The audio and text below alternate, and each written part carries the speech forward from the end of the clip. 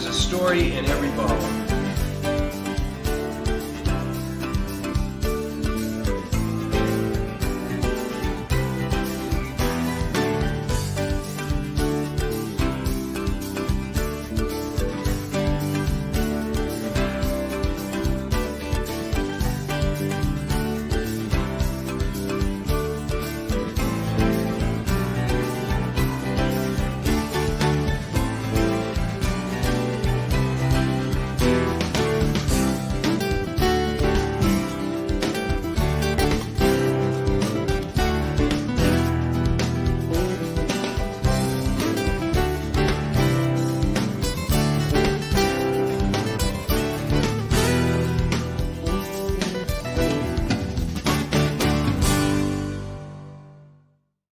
Sometimes it happens. What? Like all of a sudden, you're sitting here again. That's how it happens. You're right? live. Yes. All of a sudden. Again. Right. Hey, everybody. Hi, everybody. How you doing? Good It's afternoon. Monday. It's Monday. It's Monday again. You know, it looks like I'm looking at a phone again.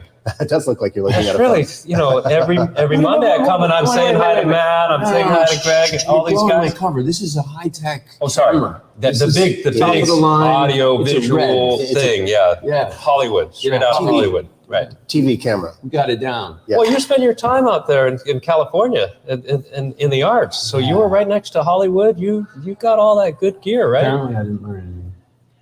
It was in the 80s. I know. Well, they made movies. It's changed back a then. lot. They didn't have digital cameras back then. They didn't. It's only been 30 seconds in and we're way off track already. Yeah. So it's amazing. How come we're not drinking beer? Yeah, we don't. Well,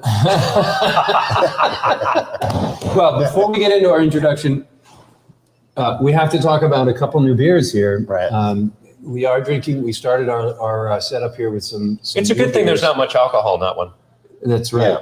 Yeah. It's just a Otherwise double. we'd I be mean, it off could be a track triple or a early. quadruple, and it's just a double. So Chuck We and could be I off track. are having one Double of our agents.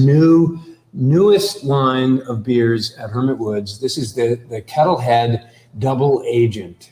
And, If you guys haven't been to Kettlehead down in Tilden, it's a great place. Great brewery, and Yeah. they just started making their beers available to us. They just didn't have the production, so we Oh, I couldn't know. get their beer. Yeah, they've been so popular. Now they've got some room for us, and we've Yep. got a few cases on hand, and this is one of them. And I highly recommend it. They did a really nice job with this. It's coming in at 9%, and yet I feel like I'm drinking just a regular IPA. That's Yeah. pretty amazing. That's good. I feel like You guys catch him if he starts slurring halfway through this, and you know it.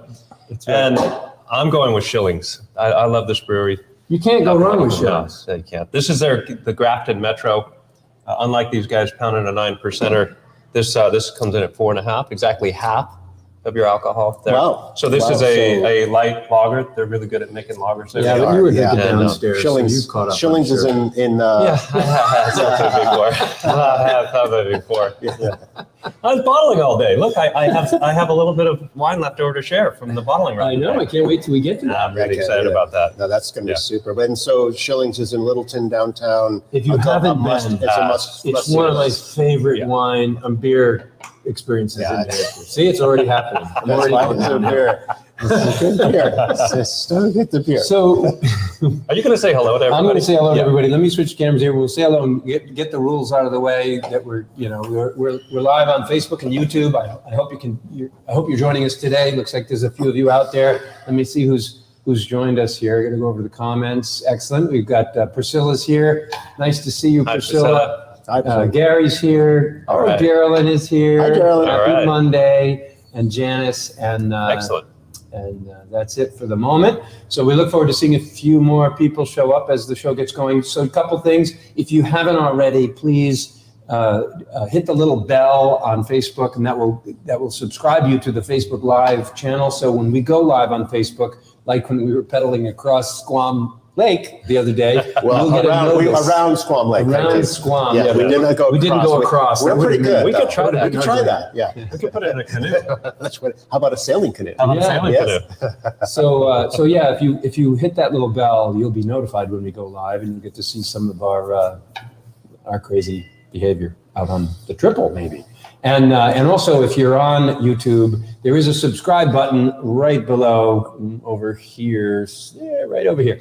So subscribe to our YouTube channel, and also you'll get notified when we go live. So If you are watching us today, we'd love it. If you have any questions, please ask them. We'll do our best to answer your questions live. If we can't answer them live, we'll answer them after the broadcast. And please like the broadcast and share with your friends if you think you know people that would enjoy this this experience. And I'll just recap. Last week we talked about this. We're going to be turning this broadcast into a podcast. So for those of you who don't always have the time to be in front of a video and watching us, we're going to dial it down a bit and tighten it up and put it into a podcast form. So for those of you like me who like to go run and listen to podcasts in your headsets or while you're driving, that you'll be able to hear our broadcast at your convenience. So Yeah, just to be clear, this doesn't go away. This still happens. Absolutely. No, Every Monday at 5:30. But in addition to that, we'll turn it into some of these podcast. episodes will be podcasts. Yeah. And dialed in to be appropriate as a podcast. Exactly. And Priscilla is joining us with some Lake Winnipesaukee Rosé. Excellent. Cheers, Priscilla. All right. Priscilla. That's a nice choice for a Maybe summer we should put something in our afternoon. glass. Yeah. So How why? about that? I mean, enough of this whole beer thing. Yeah. I'm ready to move on. You know, I am very excited about beer, though. You are. I know. You We know, spent a lot of time.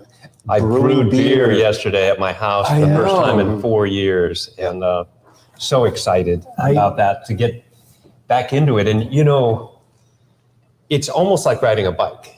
It's quite complicated. I've forgotten how complicated it is. And there's a bunch of little steps that go through. Oh, we're going back to beer. Okay. Yeah.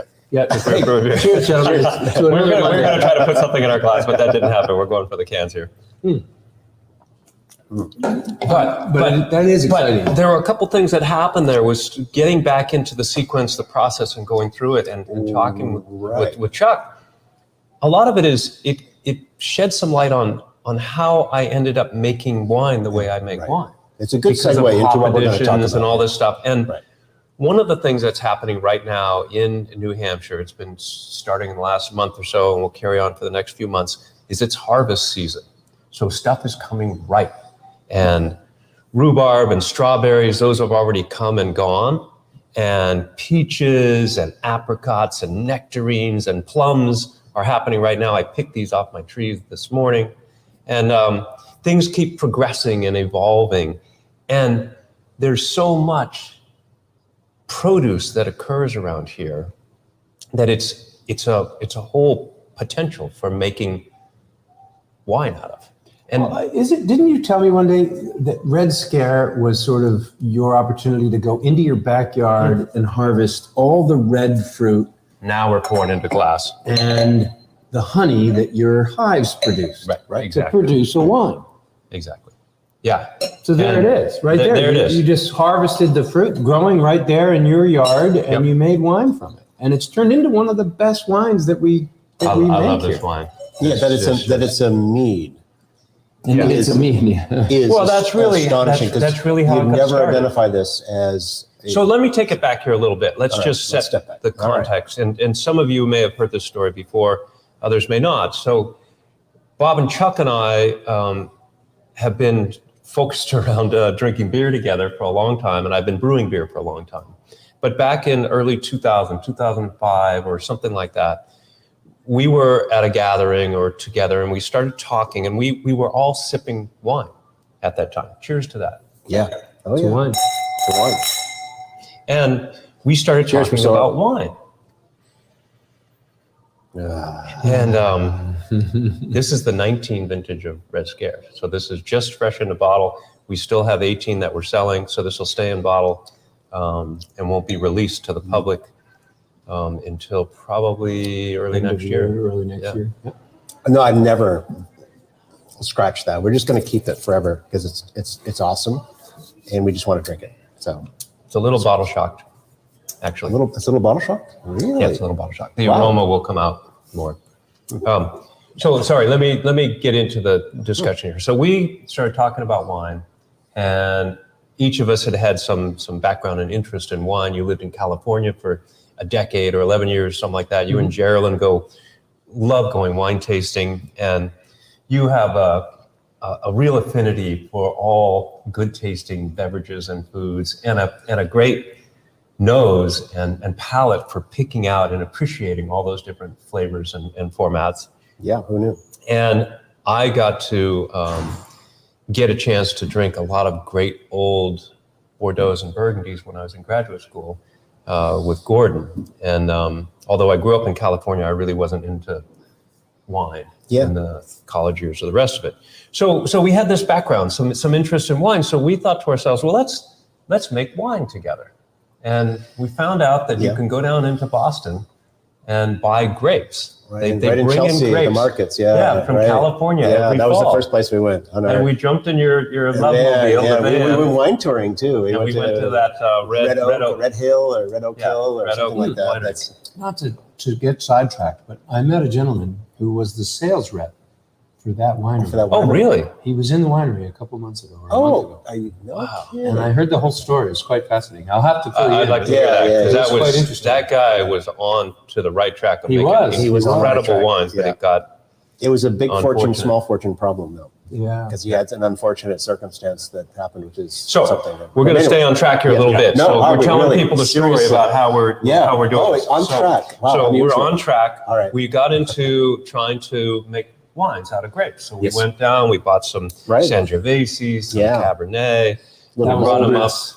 and then some of them were a mess. What a Yeah. mess. Yeah, Yeah. it was a bit of a We mess. got there maybe a little It's late. learning, though. But it was learning. Yeah, right. But I didn't really know if you put the grapes in the press to begin with, or if that comes later on. Remember that little press we had? And I was You like, and I sat in your little it's like, brewery what do you do? with the grapes. It's crushing them by Well, we hand. didn't have a destemmer. Right, I so heard, okay, you got to take the grapes off of the stems. You don't want to Yeah. ferment the stems because it's too green and then not right. So we hand plucked I remember all those things. All those grapes. And then you use, the press comes after the fermentation. So you ferment with all the skins, making a red wine. And then the press, those upright old slatted things that squeeze the pomace. We had one that was about this big around, little tiny one. about this tall. Yeah. It took us all afternoon Yeah. to press. Yeah.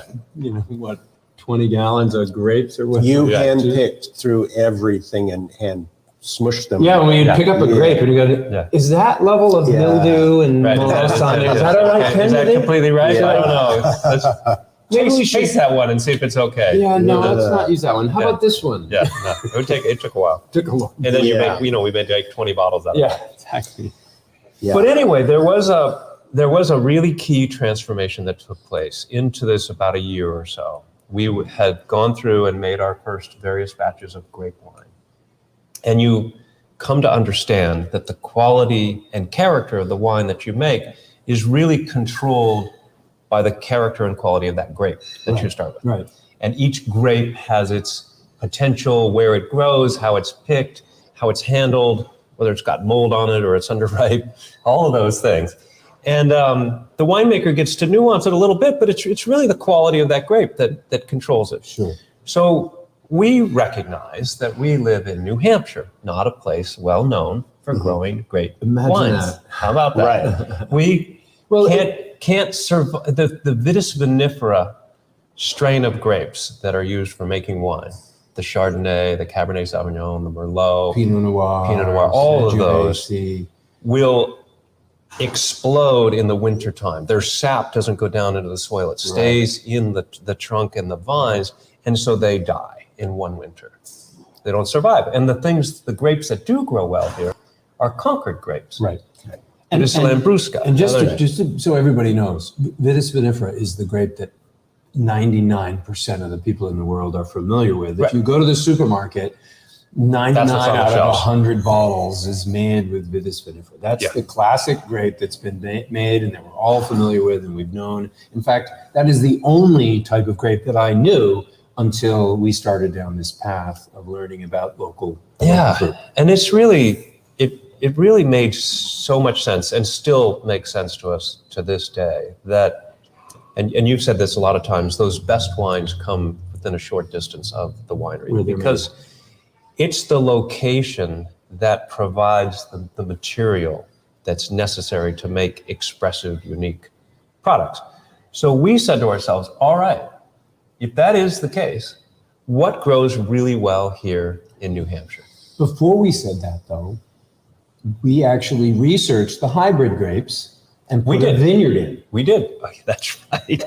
Remember? We used Andy, your brother's tractor. So the idea of bringing grapes from halfway around the world to make California wine here in New Hampshire did not make Didn't make sense sense to to us. any of us. No. Right. It was a good learning experience, and we Right. learned how to work with those grapes. Correct. But it did not feel right to bring grapes from around the world. And you also give something up. I mean, when the Californians make wine, they pick the grapes at 2, 3, 4 in the morning when it's nice and cool out, and they're pressed by 6 a.m. Perfect. Yeah. We have to buy the grapes from a truck that drove across the country 3,000 miles. We're not getting fresh grapes. It's So like some of the fruit you buy in the market that comes from Chile. it doesn't it's make any ripening sense. along the way. Yeah. Yeah. So we planted a vineyard and we explored these hybrid grapes. But what we learned from that really quickly was, first of all, growing. That you're these a great hybrid- farmer. that I'm not a farmer at all. Yeah, the And- zero and farming. not only that, even if all the three of farming us- gene got left out of the manly. Even if the all manly, three of us were farmers, Yeah. it takes I loved your enthusiasm exceptional. for that farming thing. I just loved it. I had to You learn. were going to be And a I'll farmer. figure it out. I No, figured you it out. you did figure it out. I am not a farmer. Yeah.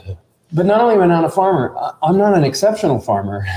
Just, none of us, to grow hybrid grapes organically It's a lot. in this part of the world, So much. to grow them at all, Day in and not day just out. organically, but to grow them organically is one of the hardest things Japanese you can do. beetles, From a non-stop, commercial- yeah. all summer plucking them off. So there's a couple growers in New Hampshire that have figured out how to work with Yep. the hybrid grapes organically. Good But for them. those are exceptional farmers. Yes. And this was not something that we had the bandwidth to undertake. We were figuring out how to become No. exceptional winemakers, not farmers.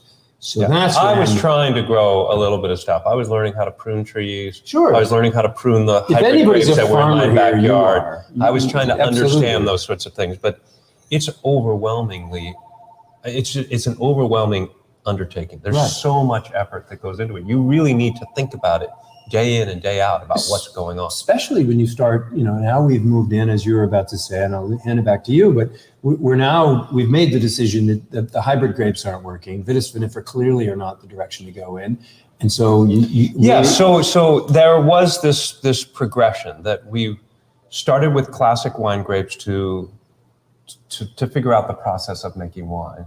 And then we wanted to bring it local. And to grow local grapes required these hybrids. So these hybrids are a combination of the grape rootstock that grows well here and survives the winter, along with the classic vinifera style. And there's hundreds of them, and they're really well done. And there's some fantastic wines that are made out of Marquette and Marichal Foch and Cayuga, Yeah. different there's some nice grapes. grapes, yeah.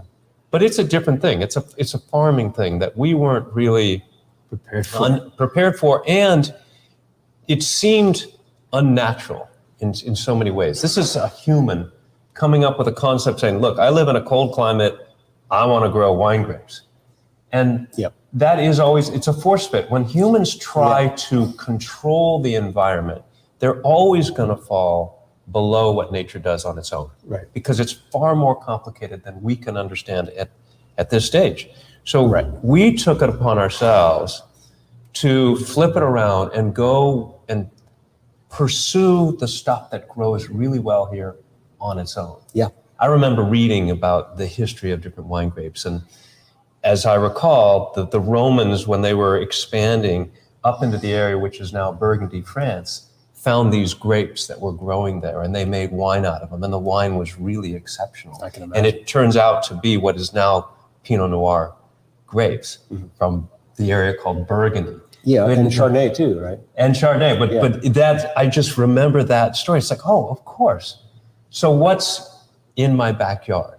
That was really that turn. One comment before you go further.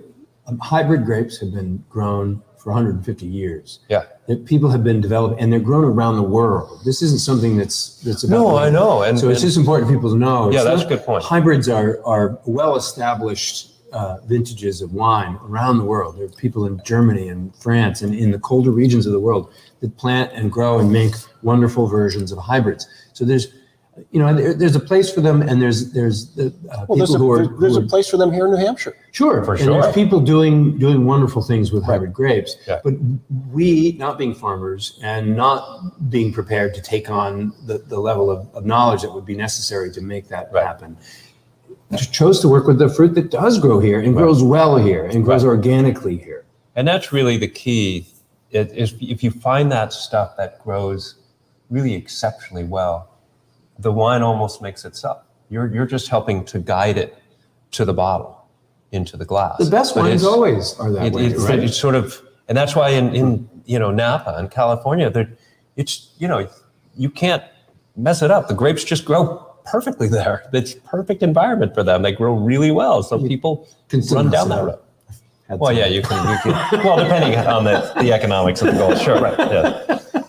So, getting back to Red Scare, back in 06, 07 or whatever, when we were starting to flip this focus around to what was growing well in my backyard, we wanted to start exploring those things. Right. We'd buy an extra fermenter, we'd go out and harvest whatever was in my backyard. And as a process this afternoon, getting ready to talk today, I kind of made a little list of some of the stuff that's growing in my backyard. And it's an old homestead. It was built in the late 1700s, and previous owners had planted different fruit trees, which is a way of, when you came to New England before we were even a nation, part of it was you had to clear 3 acres and plant 20 trees. And the King of England would give that land to you. That was it. Planting the trees was what made it yours, because when you plant a tree, you're dedicating yourself for years to that location. And people would plant apple trees because apples grow exceptionally well here. Right. It's the perfect environment for it. In my backyard, there are blueberries, high bush and low bush. Yep. There are grapes. Yeah. Yes. So back in the 70s, the first winery in the state of New Hampshire was headed White Mountain Winery by Canepa. Yep. And Canepa needed to change the rules on the books in the state. It was illegal to have a winery in New Hampshire, I guess from Prohibition or something was still there. Well, we know how dangerous wine is. We do, yeah. And well, nobody into the show probably. Maybe so. So what's fascinating, Maya and I didn't know this when we bought the property, but in my backyard are 2 rows of cold hardy hybrids. Marichal Foch is the variety that were planted in 1969. 50 years ago. 50 years ago by the guy who was there, had bought this land, and Canepa had reached out to a whole bunch of people that had property and said, look, if you grow the grapes, I'll buy them from you to make wine out. Right. Yeah. And it's a great win. Well, it was and it wasn't. I've actually talked to farmers who he was so successful that they grew all these grapes and they were not meeting his standards, so he didn't buy them, and they were really mad. But so it's not all perfect. Nothing is. Nothing ever is. That's just saying. Being a farmer is so challenging in so many ways. I learned that lesson. Yes. But you try to do it from an economic standpoint. No, then it really becomes. If your food, how many bottles of wine did our vineyard produce? Not that many. In a good year? Not that many. So you're talking about what's in your backyard, and how does that relate to what we have here for Red Scare? So there's no apple. So you started the list of what's in your backyard. I'll go through the list, and then I'll put together Red Scare. Oh, okay, because I'm running out of Red Scare. There's a whole bottle right there. Please help yourself. Oh yeah. We're really getting down to the raw. Maybe the bottle shock has gone away now. No, it'll be days. Weeks? I'm not sure what bottle shock is. There's a whole nother discussion. You should talk about filtration. Okay, so stay tuned for the bottle shock. So that's a fascinating subject, and this wine went through it 3 days ago when Urban Winery was here, and I pulled out a sample of this. It was terrible. It was gone. It was fried. And really? Yesterday I checked it again, and it's starting to come back together again. So that's separate. We're not going to diverge. We're staying on track. One more diversion. Oh. Stay tuned. We're going to show Bottle Shock here this winter. Oh yeah. Yes, on the big screen. On the big screen. Right? And invite you to join us for movie night. So we'll talk about that then. Good.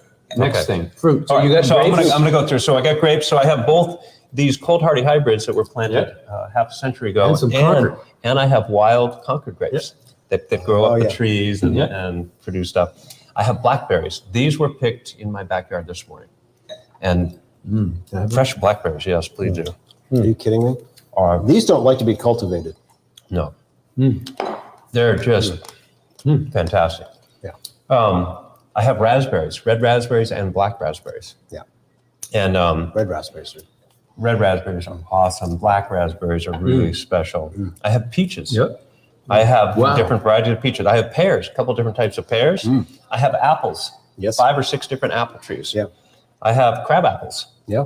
which are not dolgos. No, And Hislop. I tried making, I I remember have we Hislop, tried. but I have those little tiny yeah, crab yeah, apples. the Slingshot, I have didn't slingshot work. crab apples. Yeah. I still have an '09 bottle in my cellar Oh boy. of that crab We apple. should try that. I bet you by now it's not Mellow it too out? bad. It's like an Amarone. You got to wait for it. Oh, that was I have tough. elderberries growing in my backyard. And then that's the sort of like obvious stuff that has sugar and sweetness and fruitiness and things that you make wine out of. Then I have a bunch of stuff that's a little bit less obvious to make wine out of, like Japanese knotweed. That grows wild all over the place. And wonderful honey. Yes. And wonderful honey. Wonderful And staghorn sumac. Yep. So that's a wild plant. that We've grows We've all used over that the in the place. wine before too. I do. Yep. Maple sap. Yep. Maple sap Yeah. and maple syrup. We've made some maple syrup in the We backyard. use the sap and the syrup. in Sap the and the wine. syrup. Yep. Daylily flowers. Yep. Yeah. Dandelions. Who doesn't have dandelions growing in their yard? I use weed killer in mine. You do. Moving right along, hops. What? Hops. And then another thing we have is hops. Yeah. So I have wild hops growing in the place. So those are some that are things that I could think of. And Red Scare So you started. basically have an entire winery in your backyard.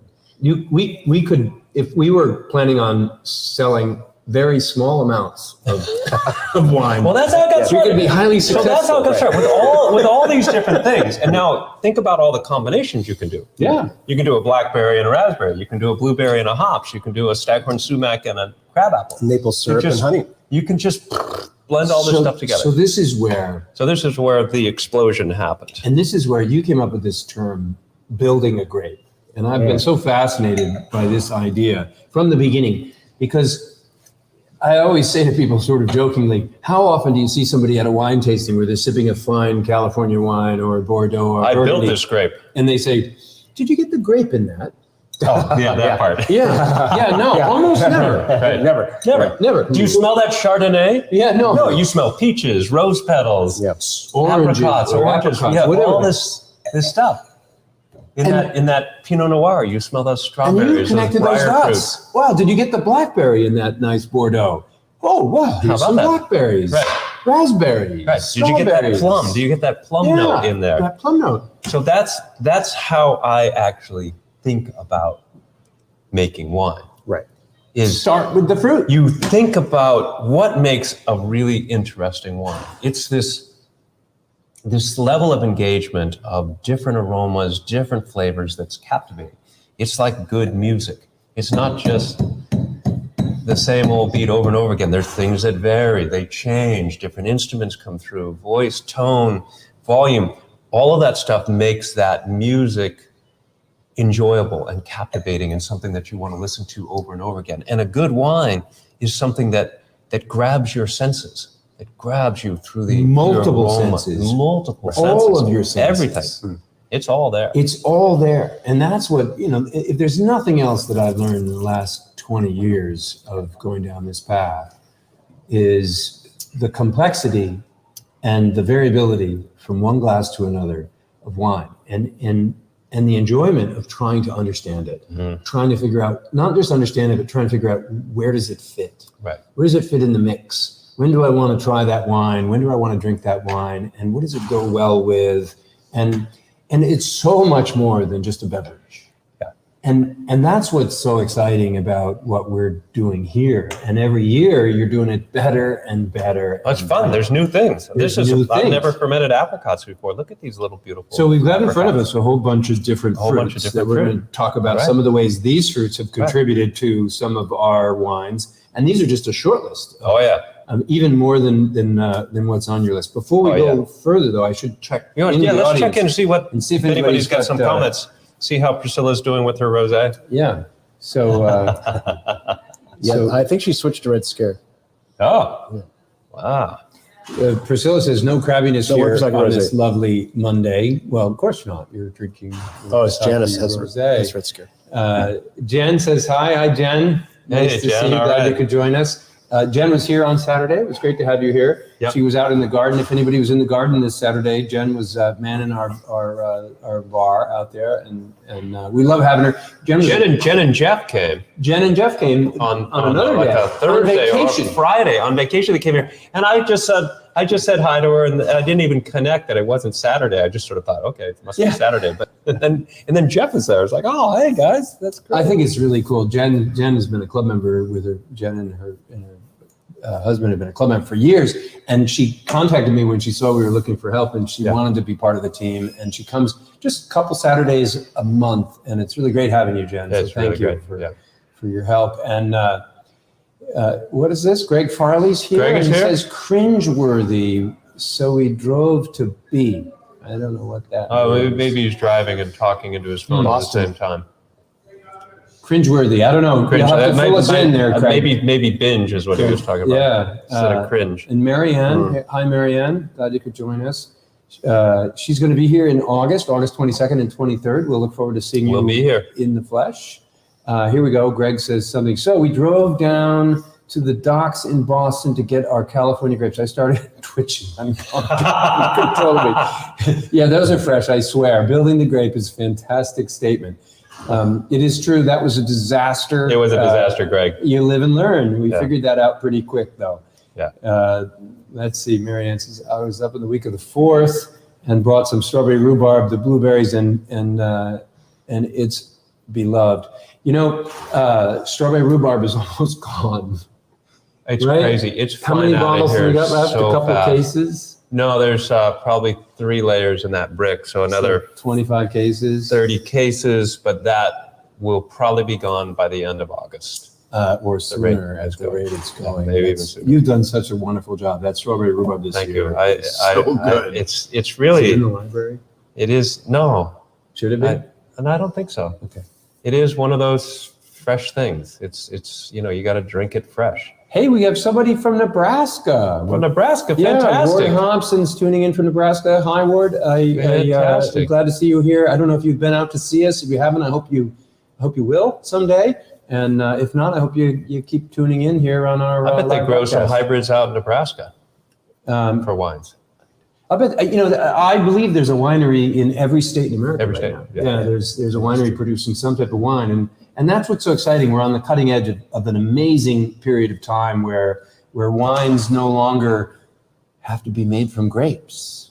Yeah. We're still going to have to do some work to convince the French of that. They're going to be the last holdouts, I think, between in grasping this concept that wine can be something other than grapes. Well, I think Yeah, I don't go quite that far. France, Normandy area especially, makes incredible ciders.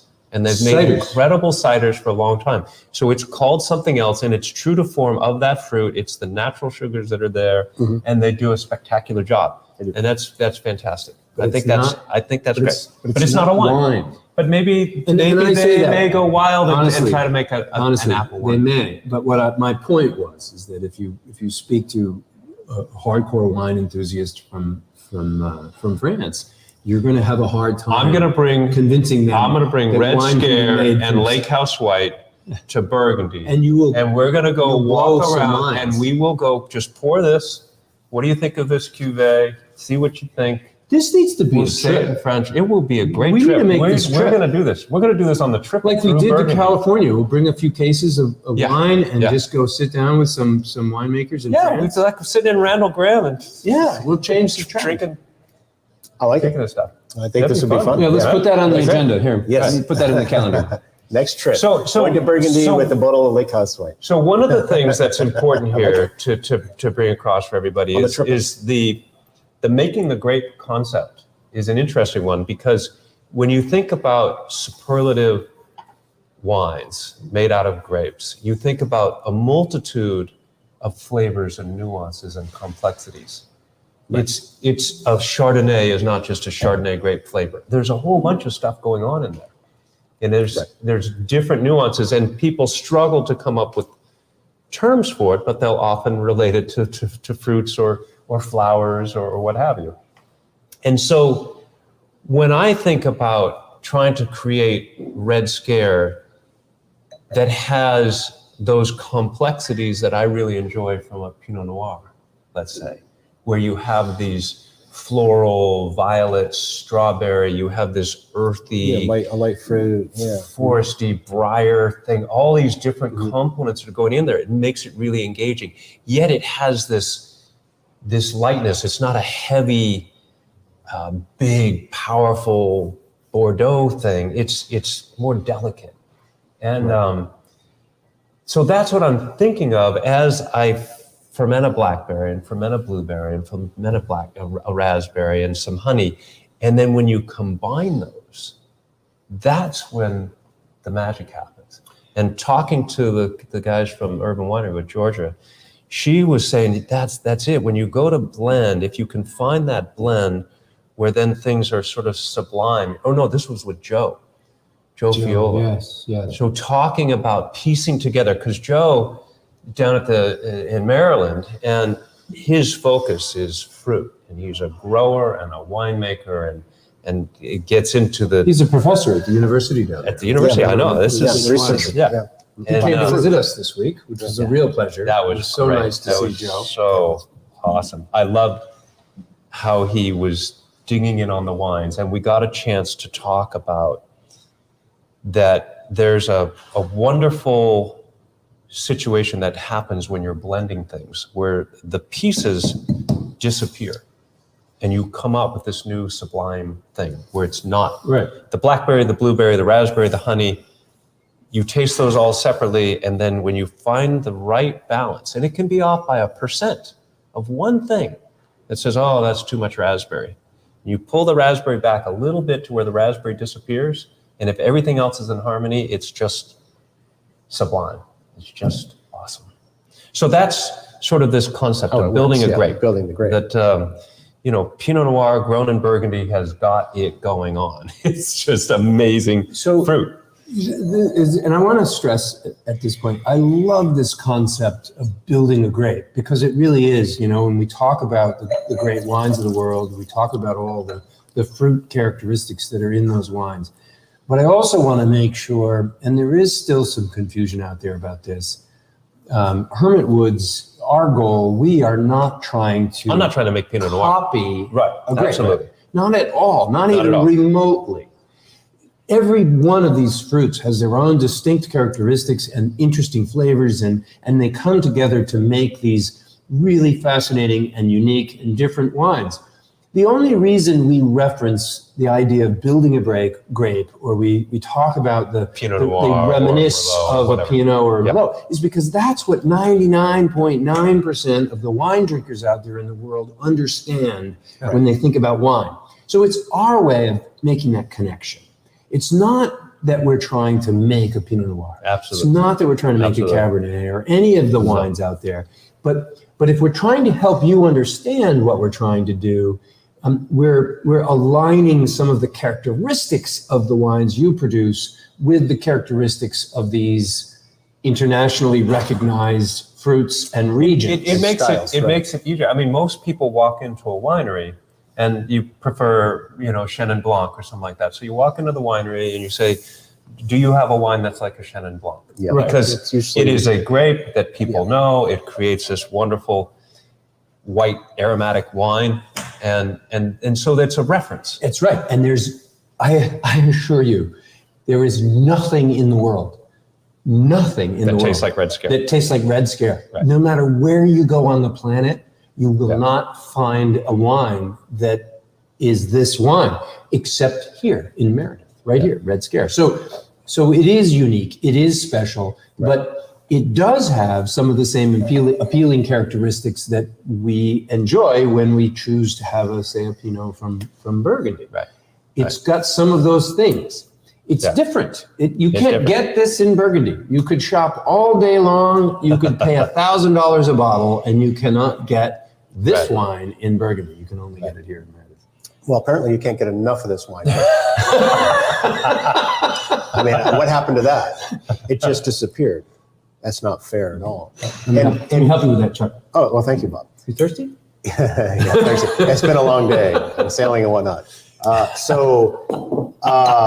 I'll add to that, I think that's apt. But one of the battles of misunderstanding, maybe that when we talk to the world about making fruit wine, the immediate reaction it goes to something that's not what we're doing. Oh, fruit wine. Boone's Farm. We have to sort of outgrow, rationalize, work our way, transcend, be something different. So we make wines in an old world style, right? Because that's what we like, right? Well, that's where the we started reference. with this, There is a reference here, and this gets back to this.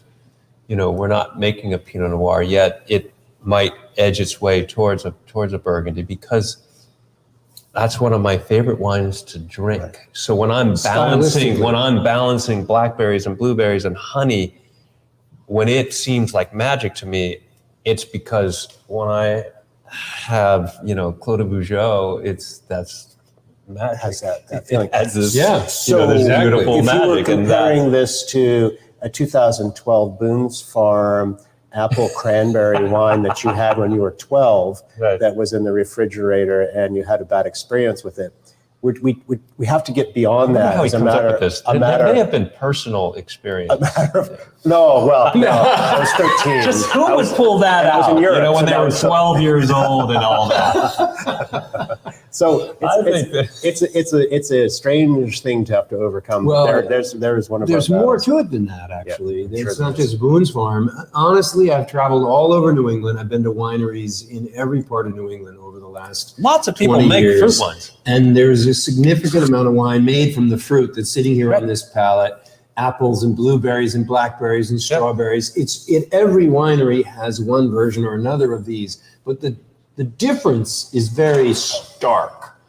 When I go to a winery, 99 out of 100 wineries that you visit in New England, if you have a strawberry wine, it's going to be sweet. It's going to be a sweet blueberry. It's going to be, and these wines are made to be drank fresh. Right. They're made to be about the fruit more than they are the wine. They're made to be sweet, and I am not criticizing this. No, it's obviously very, very popular. It's happened for 100 years, 200 years. People have been making sweet fruit wine. It's interesting. There's a market for it. There is some rationale for that. So you're a guy that's living in his house on the side of a hill in New Hampshire, and you got some fruit trees growing, maybe a hermit, and you like alcohol, and so you want to make alcohol for those long winter times. So you pick all your fruit when the trees come ripe around here. It's Maya and I harvested our peaches off of one tree this morning, and we have a table at home that's just piled with peaches. Right. What are we going to do with all these peaches? They're all going to come ripe at the same time. You kind of have to preserve them too. Well, you have to take a choice. What is your choice for preservation? Right. Do you make jams out of them? Do you make pies out of them? Well, that's a lot of pies or a lot of jam. Or do you turn it into alcohol? Yeah. You can turn it into alcohol. Now, when you turn it into alcohol, this is where the fun gets in. And this is why I think we end up with sweet fruit wine. So you take a peach. A peach has enough sugar in it to make about 5% alcohol. Not enough. Not like a grape. Yeah, it's not enough. It's not going to cut it. It's not going to cut it, right? It's not for this group. Not going to cut it. That's not shelf stable. So, hell, my beer was 9%. So, I know. See? So this fruit is covered with yeast that will convert those sugars into alcohol. Yeah. Nature is this magical place that will do this for us. Mm-hmm. So when this peach is ripe and you crush it up in a bucket and it starts to foam, well, you can take some inexpensive sugar that you happen to have, maple syrup, or that's expensive now, or honey, or cane sugar, or whatever, and dump that in. And that sugar gets converted into alcohol. So you add a little more sugar because you're going to get more alcohol. And then you add a little more sugar because you want even more alcohol. But well, you reach a point where there's so much alcohol in that wine that the yeast are like, we can't even survive here. And they die. Oh, and you're left over way to go, though. I mean, with this sweet, alcoholically hot wine. The first glass is kind of rough, but then it's fine. You go on from there because it's loaded with alcohol, and the alcohol acts as a preservative. Correct. Well, there's It something kills else. all the There's bacteria. something else that's important to know. Sugar or sweetness is one of the most powerful flavors in your mouth. So Oh, yeah. if you We crafted love sweet. yeah, so if you crafted a wine that maybe the ferment didn't go so well, maybe it got some you could just bury it with acidity in it that you didn't want, or it had some problems in the ferment.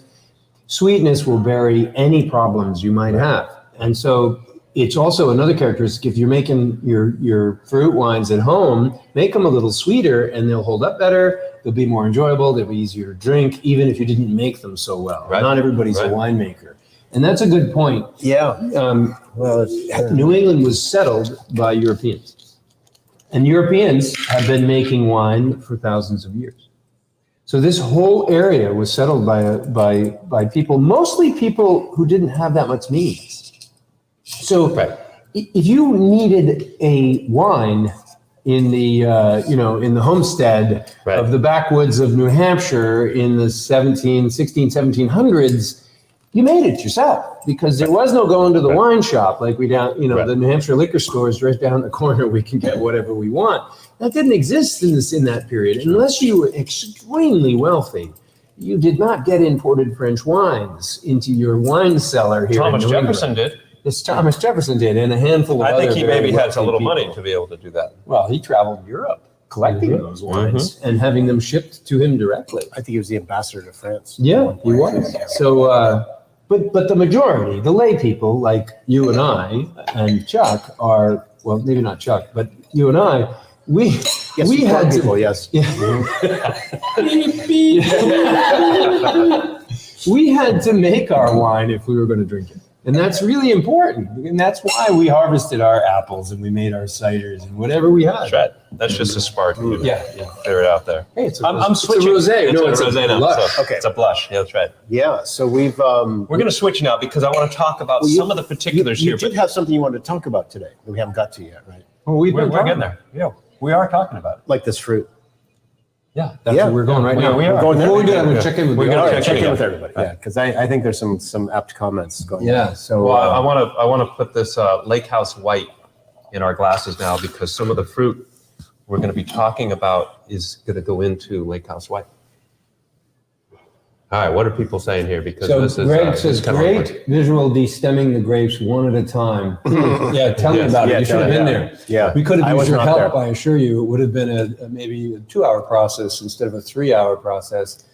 Yeah, Greg processed a few tons of grapes yeah. from I bet he didn't California, do it but I like don't we think he did. did it by hand, one individual one.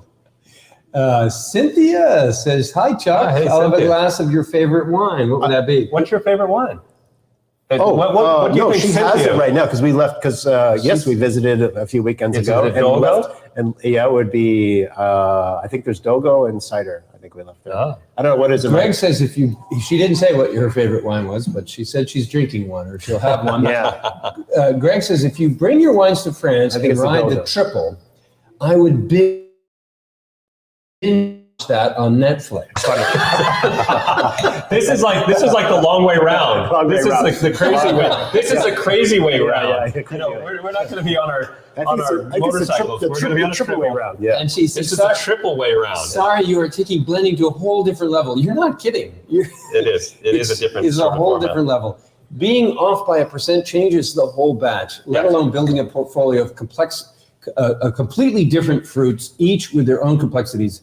Mad respect, gentlemen. Thank you, Greg. We appreciate that. We have a lot to learn and a lot of experimenting and a lot of growing to do. Yeah. Because you're absolutely right. The thing that's always amazing, and this is an analogy, we'll take it off of wine for a second, but switch back to the camera. So one of the most fascinating things that I learned in drinking whiskey is when you drink. I like that word. I like that beverage. So barrel distillate. if anybody's had barrel strength whiskey is usually fermented to 55 or 60% alcohol, which is too strong. It's not enjoyable to drink at that level. Did he say that was too strong? Is that what I just heard? I don't know what he's talking about. Yeah, I'm not quite sure either. Okay, well, we'll figure that out later. But anyway, we most people think that 55 to 60% alcohol is just a little much. It comes back to that paradigm of what you're used to. It is. So, but very common in the world of whiskey. You add 1 or 2 drops of water to a dram of whiskey, and you change that whiskey's world. Right. Oh, yeah. And you change everything about it. 1 or 2 drops of water changes everything about it. And I know that doesn't directly relate to wine, but what does relate to it does here when I build a grape. This is exactly. You just brought that right in here, and that's a really important component, because all fruit has water, has juice that comes from the rain brought up into the fruit. If you have a heavy rains just prior to harvest of grapes, you end up with really watery wines, because all that water goes up into the grapes. So when I'm building a grape, I not only have the opportunity to work with what fruits or veggies or flowers or things that I'm working with, or sugar additions, I also get to choose how much water or how little water I want to put into it. Right. When you grow a grape and you're going to make your wine based on that grape, you have it set at that harvest time. Now, people have figured out ways to work around that. They dehydrate those grapes. They put it out on a straw mat. This is Amarone. This is, you dry out some of those grapes and add it to the ferment to get rid of that water and concentrate the flavors. If you're in Canada or cooler areas, you let some of those grapes freeze on the vine.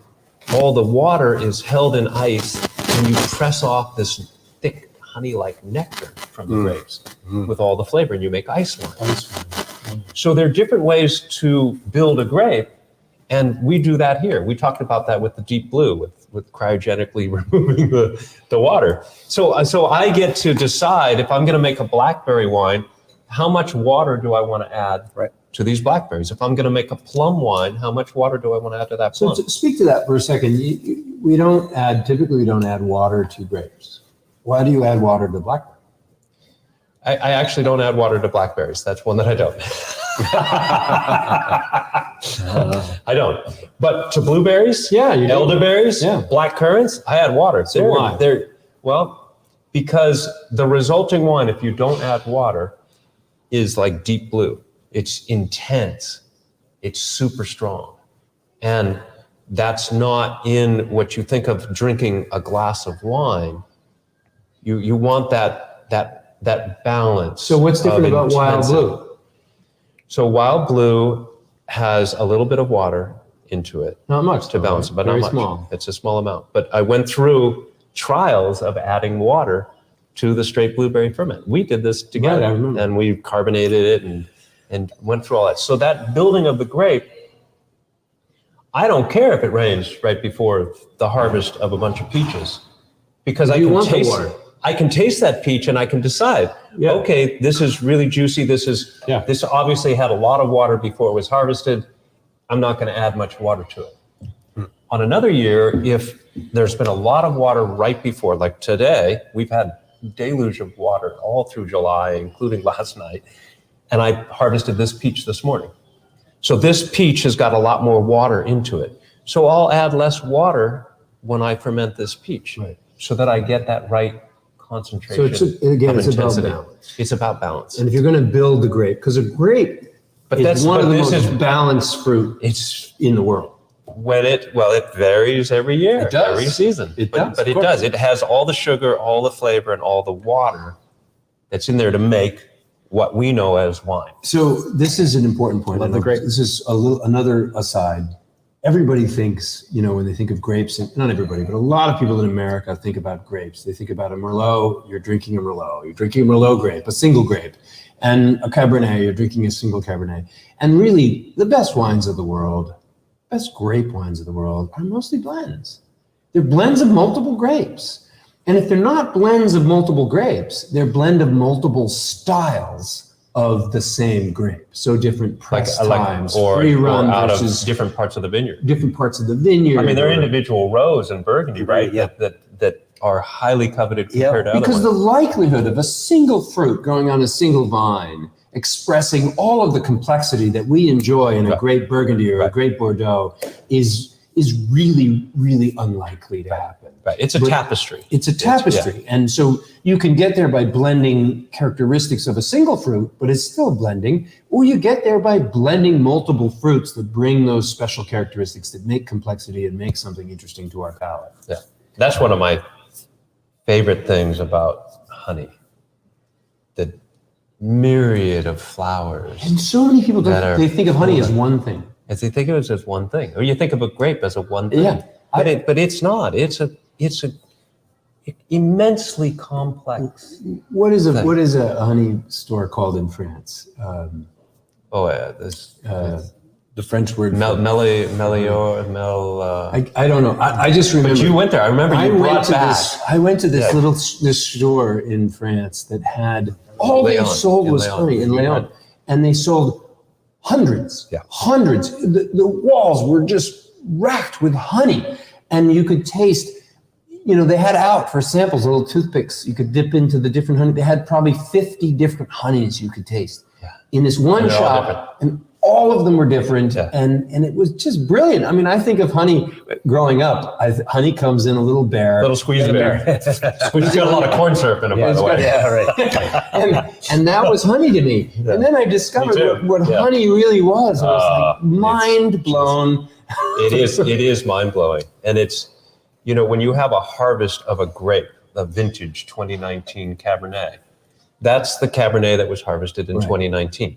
And it brings in all of the things that happened in that growing season, the years prior to it of the grape growing, and the particulars of that season for producing that grape.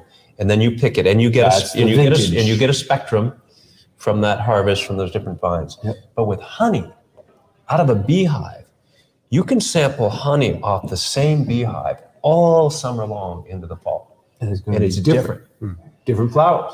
So it's all 2019 vintage, but it's all a It's a combination. spectrum. Yeah. Remember that poplar honey? Yeah. From that yellow your- poplar yeah, tree your in my house. house? And knotweed honey. And knotweed honey Yeah, and it's all so this different. stuff. It's Yeah. so I love that. So That's I have to spectrum. dial this back because you believe it or not, it's 6:28. Yeah, I don't. We're we haven't going even on talked- an hour. We haven't Oh even my talked God, we about haven't all even this started. food. You have opened All right, up all the right. wine. I haven't even started. Okay, Why did you open this So I wine? opened Lake House White because I wanted to have Okay, Lake House thank White because in front of us here are peaches. So peaches are ripening now, and they're growing beautifully in New Hampshire. It's one of these things I never expected to have good tasting peaches come out of New Hampshire. This climate, yeah.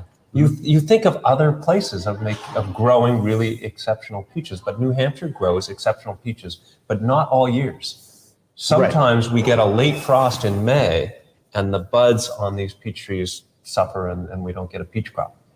Anyway, they're fantastic. And right now, downstairs in the cellar are peaches fermenting away with rhubarb. I don't have a piece of rhubarb here, but It's all rhubarb is fermented. a veggie. There's but- probably but- a but, couple dozen fruit that's not on. Oh, there's this a whole bunch. There's palette but of there's fruit. four That's in key here, right. components that go into this: peaches, rhubarb, and these guys. Rose I want hips.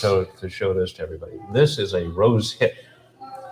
So the Rosa rugosa plant grows all over the place in New England. Yep. You go down to the seashore, Maine, New Hampshire, Massachusetts, miles of it. miles and miles of these rose hips. And when they are Rosa rugosa, when they're in bloom, yellow or pink, it smells fantastic.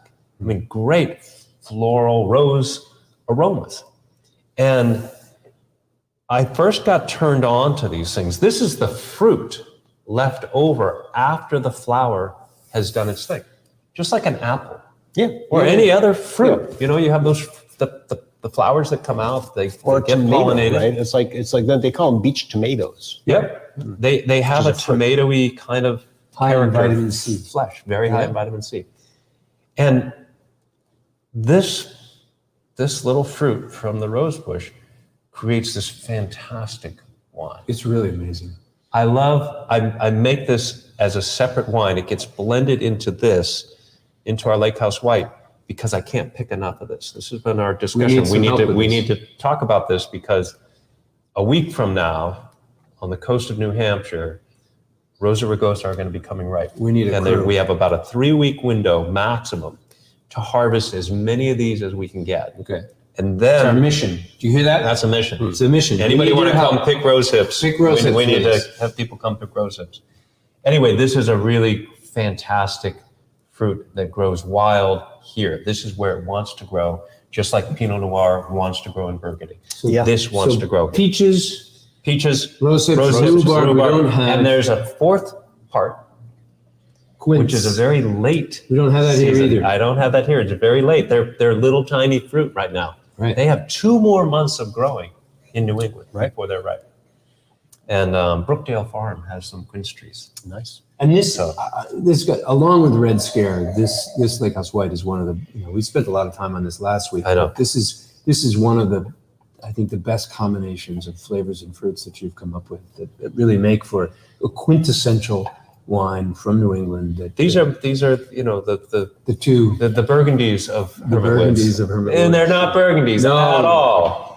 These are the Burgundies of New Hampshire, So of New England. before if we I sign may off, say. tell us just a little. Okay. Let's go over each of the fruits that's on the plate because everybody's Okay. been looking at this plate, this board, all. So, I know I've been looking at it. what are the for fruit and Yeah, I what just wine wanna is it eat. in? So we have some dried cranberries here, and that goes into our Rosé. cranberry cider. We- goes into Priscilla's rosé. Yeah. Goes into our Winnipesaukee rosé, which is both in a still and a sparkling format, and our cranberry cider. We have dried blueberries. Oh, yeah. I don't use dried blueberries. No, you yet. don't. But but- blueberries. What are they in? We got Well, blueberries are everything. in We a got million things. So one of the things that's really cool about blueberries is they can be done as a varietal. You talked about most of the wines in the world being blends, and which is true. But there are certain varieties of grapes that stand on their own, like Yeah. Pinot, Yep. like No, Chardonnay, those are good. like Chenin Blanc. Those grapes will do beautiful things on their own. Sure, but that's And when blueberries- the winemaker's picking grapes from different parts of the field. They may. Or press it wild early or blueberries. press it Wild late. blueberries are already a mix. But you are All over the place. But you are already. You do early press and late press. You're blending your blueberry wines even with just blueberry. So I manipulate them in the Of course you winemaking. are. Of course, yes. So that's part of it's it. a blend in and of itself. So blueberries are used in probably half of our wines. Deep blue, wild blue, petite blue reserve, red scare, lake house red, Hermitage, hermitage, elderberry, crab apple, strawberry. Great fruit, by the way. It's a fantastic fruit. The next very very nutritious. And the next on Apples. the list is apple. And of course, apples are used in all sorts of Lots stuff. of different Our things. Winnipesaukee rosé, our hard ciders. Yep. They're used for all of that. And this little fruit right here Apricot. is an apricot. We And haven't I've used that yet. never fermented apricots You before. can try that. So I'm looking You're gonna do forward this? to that. Yes, You can't wait. I have this. This is an example of what I have downstairs. I got them from Brookdale Farm in the southern part of the state And then we got earlier this week. Rose hips. And then the rose peaches. hips, peaches. What's that? That is a yellow nectarine that's also grown in the And you've southern part never of the fermented state. that either. I haven't That fermented came that from- yet. Wait a minute, that big thing came from New Hampshire? It did. You can't grow fruit in These New are both Hampshire. nectarines. And that came from New Hampshire as No well. way. It's a different kind. Right of down in nectarine. Hollis. That's a These are white, that's a nectarines? white These are nectarine. white and yellow. Clearly, White and yellow. It's Yeah, very they look like obvious which one It is. which. You know, when I first saw them, they looked like apples to me. Yeah, they do. Yeah, Me that's too. When she pulled off the lid, Madison down at Brookdale Farm, and I'm like, "Are those apples?" She goes, "No, those are nectarines." And I was like, "That looks like an apple." And but it Never knew. tastes I fantastic. know I had one. And what's And this? then she opened up the lid on these little methyl plums, Mm. and it's a dark skin. You should eat one of these. Twist my You arm. should bite into that. It's a reddish Oh, dark look at- skin with a deep red Look at the fruit Oh, to it. And this little gray, dusty coating on the outside, that's the wild yeast. So downstairs right now, the native yeast on the fruit in New Hampshire with these plums is fermenting away. And I'm doing a really fun new approach to fermenting. I'm sure you wine. are. You've changed Where I'm everything. adding, where I'm adding the plums, kind of like hops at different times. Yeah, we In the talked about same this, yeah. ferment, all with the Yeah. native yeast. And it's coming gonna out be great. brilliant. It's awesome. It's really And then coming we out do great. have the And these blackberries are for you. blackberries out of my backyard. That's in Red Scare, Those are used in Red Scare, Hermitage, Hermitage, Lake House Red. Okay. So that's great. So and there's a lot of other fruits that we use, but these are some of the ones that are available to us right now to share with you. And before we get off, I also want to point out we have some. This is really interesting. I'm sad that Matt's Matt on here? I haven't seen him yet. He may be on, but these are. Matt was obsessed with some of the flavors of wines that we're creating, and he decided that we needed to have a mix, a Chex mix of ingredients that go well with the different wines. So he created a blueberry and a cranberry and an apple Chex mix to go with some of our wines. It's quite an experiment, and we very much enjoyed it. Thank you, fantastic. Matt. And I also want to point out that Ward from Nebraska wants to know if we're going to be distributing over here to the Midwest. Yeah. So it's shipped over here. She wanted to know if we're going to be distributing to the Midwest, and we're unlikely to be distributing anywhere out of New Hampshire, but we do ship directly. We ship directly to 38 states. I don't know if Nebraska is one of the lists on our one of the states on our list. I'll have to look. So if you go online, you can see whether that's one of the 38 states. But you can order almost all of our wines through Vino Shipper on our website if you're interested in what we're doing. Right. And Geraldine wanted to point out that Lake House White goes so good with mussels. And you know what's really strange? Yes. I can't find mussels this year. Every time I go to Hannaford's, he's showing his guns. Was that mussels? Every time I go to Hannaford's, the mussels are. We got clowns anyway. Yeah. Goes good with clowns too. So yeah, they go great with mussels. If we could only get some here, and we're a little far from. Isn't that perfect? Because when I'm down picking rose hips, maybe you can get us. You can see mussel. I can go grab some off the rocks right there. Yeah. So and Greg says so. Dogfish Head 90-minute IPA has nothing on the length of time you spent de-stemming. No, Greg, that's right. Yeah. Greg, that's a perfect analogy here. Is Sam Cangione that created this at Dogfish Head was brilliant in just extending this concept. When you craft beer, you add hops for bittering early in the boil. You add some hops near the end for some flavor, and you add some hops at the very end just for the floral component of the hops without any bitterness. But when you ferment wine, typically what you do is you take grapes and you crush them up and they get fermented. It's a one and done sort of thing, ferment. What I'm doing with the plums right now downstairs as an experiment is kind of like Dogfish Head's 60-minute IPA. And I've been doing this on the press side with the Petit Blue Reserve for years, so that I will start the ferment all with the fruit at the same time, because I get these wild blueberries all perfectly ripe and they're frozen. So I start them all at the same time, and then I press them off at different times. Right. With the plums, what I'm doing is I'm doing my hop addition, if you will, at 3 different times. Plum addition. So I'm doing plum additions at different times. So get this, what I'm doing is going through the crates of plums, picking out those that are perfectly ripe, crushing those up into the fermenter and letting them start to ferment. Right. A couple days later, more of the fruit is ripe. So I pick that out, crush it up, add it to the fermenter. A couple days later, more is ripe. I pull it out, crush it up, add it to the fermenter. And then so you're getting maximum sugar on all your plums. I'm getting, so 6 days or 10 days or whatever it is into the ferment, I'm gonna squeeze it off and I'm gonna press it. Yeah.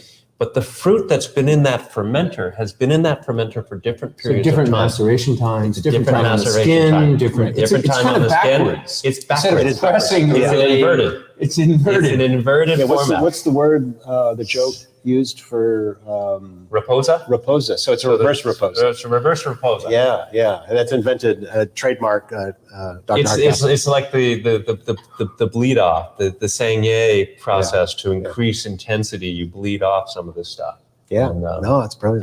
That's what's really fun about this is there's so much to play with. On the variables. What's exciting is that when I got up this morning, I had no idea what we were going to talk about today. And yet, we must be over an hour. 6:30. I was like, bing, we're way over an hour. We've talked about all these wonderful things. I've learned some things even here today. I hope you did too. Wine crisis. Wine. Oh yeah. But thank you again, everybody, for joining us for another hour with the Hermits on Monday afternoon. Hour 20. Hour 20 today. We're going to be here every Monday. If you like what we're talking about, please join us. We may not leave until next Monday. Right. We may be here eating No, Chex well, Mix no, and blueberries, we will not be blackberries. here. So it is time. We have to sign off. Thank you again. Share this episode with your friends if you think people will enjoy it. And as you know, all of these episodes will live on our website. If you go to our website on the events section under Facebook Live, you'll see every single video that we've done for the last better part of a year. So I hope you, if you want to catch something that we did in the past, you can. If you missed this episode, you can always catch it later. Thank you, Janice, for joining us again. And until Thank you next, all. yeah, until next week, we'll Chuck's see you doubling up hopefully already. at the winery. And look at him. He's got 2 ears he's got I'm going to sign off, everybody. Thank you so much Cheers, for joining everybody. us. Thanks for Cheers. joining us. Thank you all.